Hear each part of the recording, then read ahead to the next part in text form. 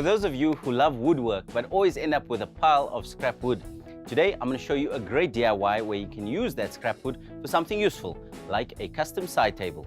What you'll need for this project is a drill, a sander, some glue and screws, a clamp, a couple of pieces of scrap timber, some teak oil or linseed oil, as well as a paintbrush and roller set. Great, so I've got the layout of my table sorted out, and you can see I've placed it on a flat surface because the underside will effectively become the top of my table.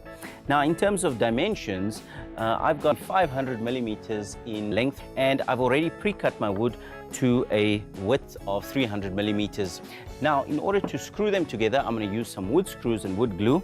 But first, I'm going to take the shortest length of wood, which is this piece over here, and I'm going to trace out a safety guideline.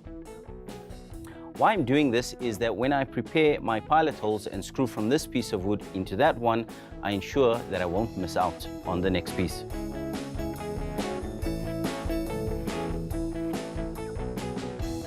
So now that we've marked out our safety guidelines, we can mark off our pilot holes. Now there's a neat little trick that you can actually do over here.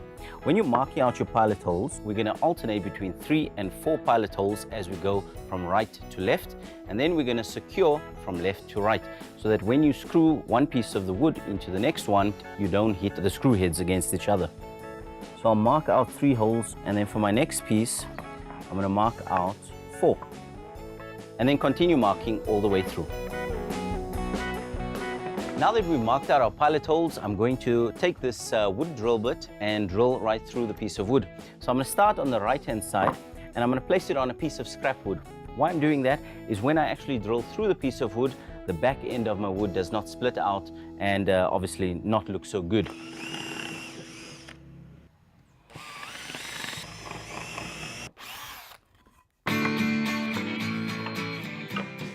It's time to glue and screw. So I'm going to use a couple of clamps on my flat surface to make sure that the underside, which is the top side of the table, is level, as well as both of the ends of the pieces of wood are clamped securely together. When securing the wooden slats together, be sure to use screws that are long enough to pass through the first piece and comfortably bite into the second piece.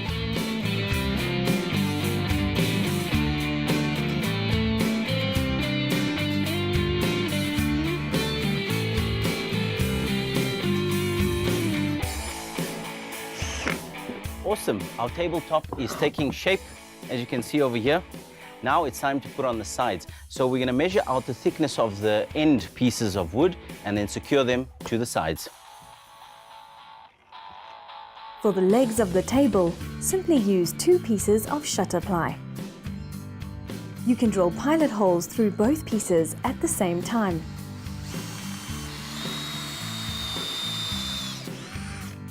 Once the holes are drilled, secure the side onto the tabletop using glue and screws.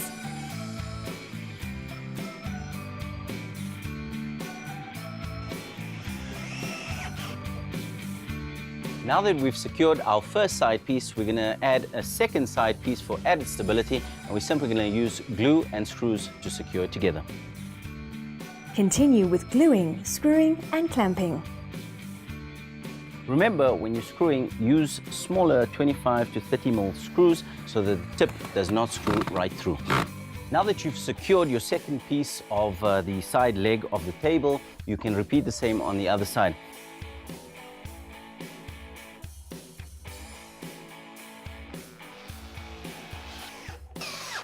Awesome, so now that everything is secured together, we can finally sand it before we oil our table. I'm going to start off with a rough 80 grit sandpaper just to smooth out all the surfaces, and then I'm going to end off with a smoother 180 grit sandpaper.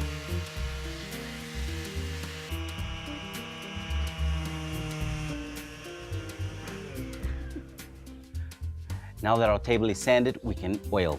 Now, I'm using linseed oil, but you can use teak oil or any oil preservative. What I like about linseed oil is that it brings out the natural grain of the wood.